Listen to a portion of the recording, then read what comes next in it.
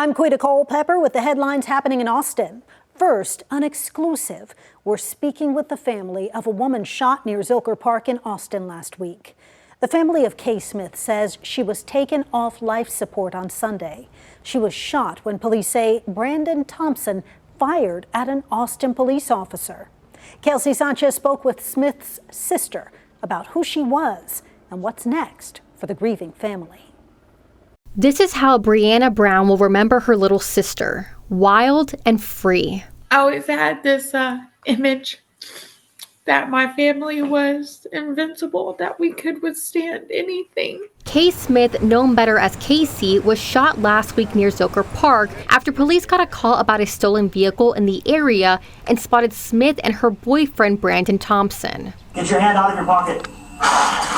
Video released by Austin police showed the moment police say Thompson fired, hitting Smith and the officer. Our hearts are with her family, and we extend our deepest condolences as they grieve for their daughter. Smith was declared brain dead the day of the shooting. Brown telling KVUE Monday they took her off life support on Sunday and her organs were donated. He picked up the gun, pointed it in the direction of 2 lives, and pulled the trigger.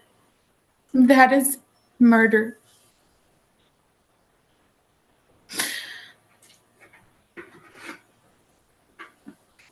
Hell is too good for that man. Brown said Smith had 3 children and was told by one of her friends that she was on the verge of turning her life around. She was going to come home, she was going to get clean, and she was going to rebuild her relationships with her family and her children. During the incident, Smith had a dog with her, but that dog is still missing. I don't know if it's because she wants something to hold on to that is living, that her mother cared about, or if it's just because it was one of the last things she had. This is the area the dog was last seen and after those gunshots went off. Police say they haven't been able to find the pup, but Brown says for the sake of Smith's children, they hope they're able to.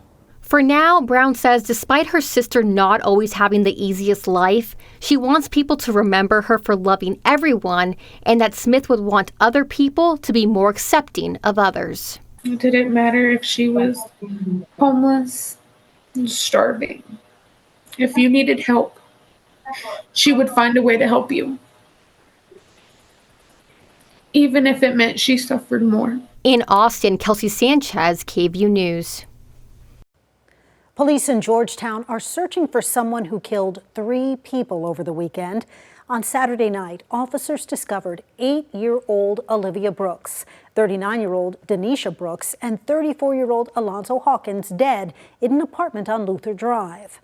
Family members tell us Denisha is Olivia's mother, and Alonzo and Denisha are cousins. They had each been shot multiple times. Georgetown police haven't named a suspect, but they do say they've identified a person of interest and believe the shooter knew the victims. All right, check out this video. A burglar broke into a central Austin dessert shop Sunday, and Jessica Cha found out what the thief got away with and how it's affecting the owners. Mei Shan is where Hong Kong meets dessert. We specialize in mango snacks, mango dessert, and mango drinks. A taste of home for Jay Huang and her family at their shop in Central Austin. They've only been open for 1.5 years, but business has been sweet. This is the first time that my mom and I decided to create a business together. So there's definitely something special. And then also just to give back to the Asian community and the Austin community here. But business can sometimes be bitter when people go for low-hanging fruit.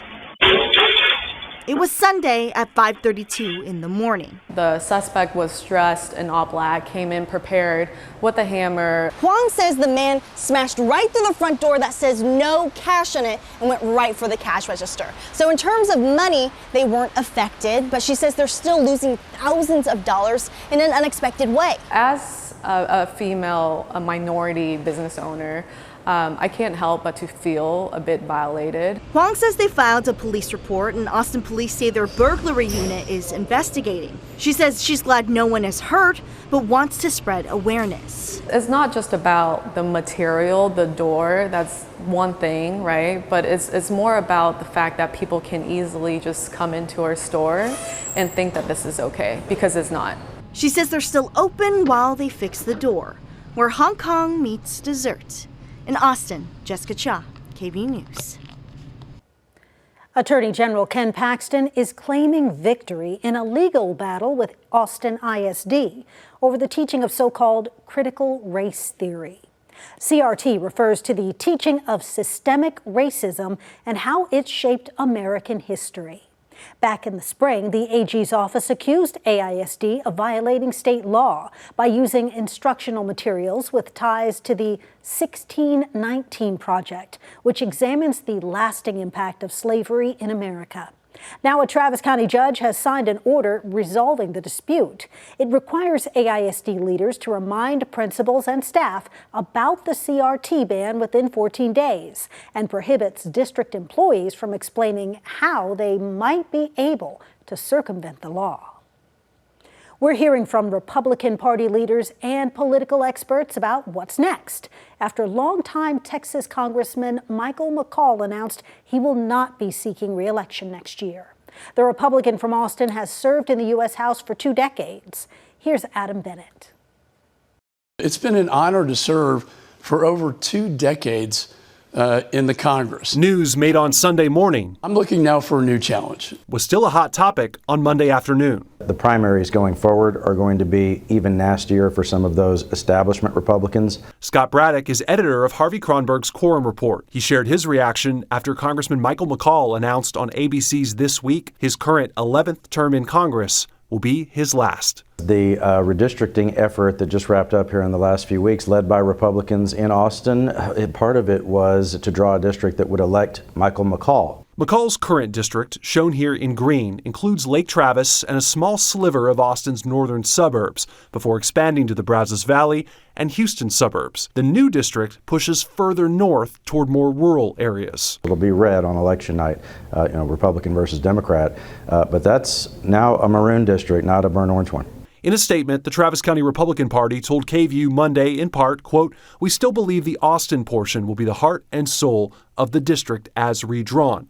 Between McCaul's announced retirement and that of Democrat Congressman Lloyd Doggett of Austin, Texas will be losing 50 years of seniority in a system Braddock says thrives on it. And it really does lead to less clout for the state. State Senator Lois Kolkhorst of Brenham said she won't be running for Congressman McCaul's seat, noting her home county is no longer in the new map.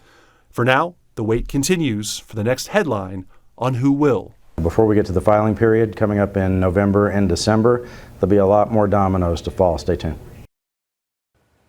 And those are the headlines happening in Austin. I'm Quita Culpepper.